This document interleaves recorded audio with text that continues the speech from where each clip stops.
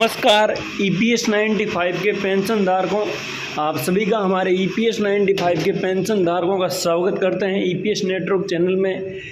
देखिए ईपीएस 95 के पेंशन धारकों, यूट्यूब पर ईपीएस 95 की पेंशन की अपडेट देखने के लिए अगर आप हमारे चैनल पर पहली बार जुड़े तो चैनल को एक सब्सक्राइब कर देना और वीडियो को भी लाइक कर देना, ताकि आप सभी ईपीएस 95 के पेंशन धारकों को मिनिमम पेंशन को लेकर सबसे पहले जानकारी मिले। लेकिन सभी कर्मचारियों का इंतजार है कि फाइनली 15 अगस्त पर ईपीएस 95 के पेंशन धारकों को लेकर आंदोलन में क्या अपडेट आई है कि भाई ईपीएस 95 के पेंशन धारकों की पेंशन बढ़ने वाली है। तो मैं आप सभी ईपीएस 95 के पेंशन धारकों को बताना चाहूँगा कि यहाँ पर देखिए 78 लाख पेंशन धारकों को विपक्ष के रायों ने कारण मोदी मीडिया के अनुसार गूगल यूट्यूब ने 5 को फैसला रखी थी और भारत के विश्व प्रधानमंत्री नरेंद्र मोदी दामोदर दास ने 15/8 को लाल किले पर कुछ नहीं कहा है। लेकिन ईपीएस 95 के पेंशन धारकों आपको बता दूं कि ईपीएस पेंशन भोगियों को लोकसभा में एक ऐसा जवाब की उम्मीद थी, वो जवाब नहीं मिला है और 15 अगस्त पर ईपीएस 95 के पेंशन धारकों को बड़ा इंतजार था। सरकार मानसून सत्र में पेंशन बढ़ोतरी की घोषणा करेगी, लेकिन कब करेगी वो अभी तक इसकी जानकारी नहीं है। और 15 अगस्त पर ईपीएस 95 के पेंशन धारकों ने एक बहुत बड़ी सम्मेलन हुआ था। देखिए उस सम्मेलन में कौन कौन शामिल हुए हैं, ये देखिए ध्वजारोहण करके उसके बाद सम्मेलन किया है। बहुत ही ईपीएस 95 के पेंशन धारकों को अपनी मिनिमम पेंशन 7,500 को लेकर बड़ी खुशखबरी आ सकती है। यहाँ पे देख सकते हो ईपीएस 95 के पेंशन धारकों, ये 15 अगस्त के दिन ईपीएस 95 के पेंशन धारक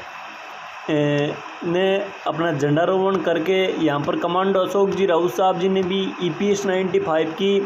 मिनिमम पेंशन को लेकर क्या कहा है और कब तक आप सभी पेंशन धारकों की पेंशन बढ़ेगी। तो आप सभी ईपीएस 95 के पेंशन धारकों के साथ पूरी अपडेट शेयर करने वाले हैं। अगर आप हमारे चैनल पर पहली बार चैनल को एक सब्सक्राइब कर देना और वीडियो को भी लाइक कर देना,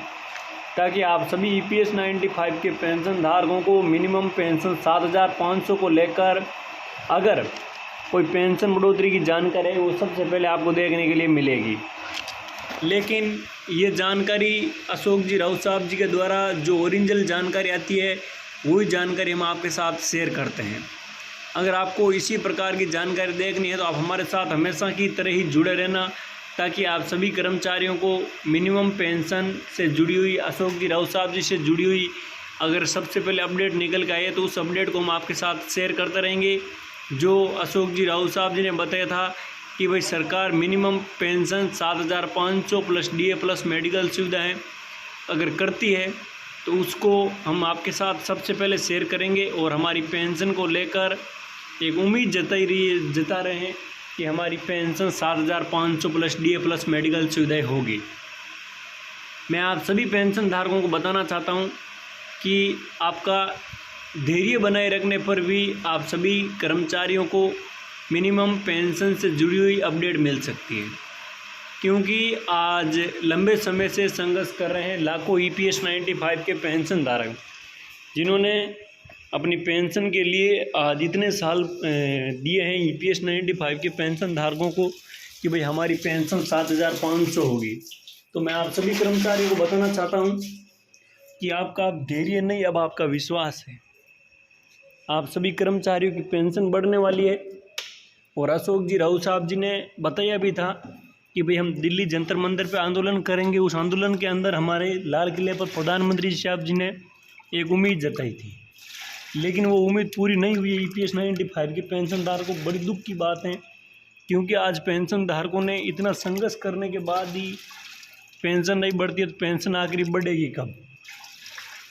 अगर अशोक जी राउत साहब जी के द्वारा ऑफिशियल अपडेट आती है कर्मचारियों की मिनिमम पेंशन से जुड़ी हुई, उस अपडेट को हम आपके साथ शेयर करेंगे और आपकी pension 7,500 plus DA plus medical सुविधा करवाने के लिए हमारी टीम आपके साथ हमेशा खड़ा रहेगी।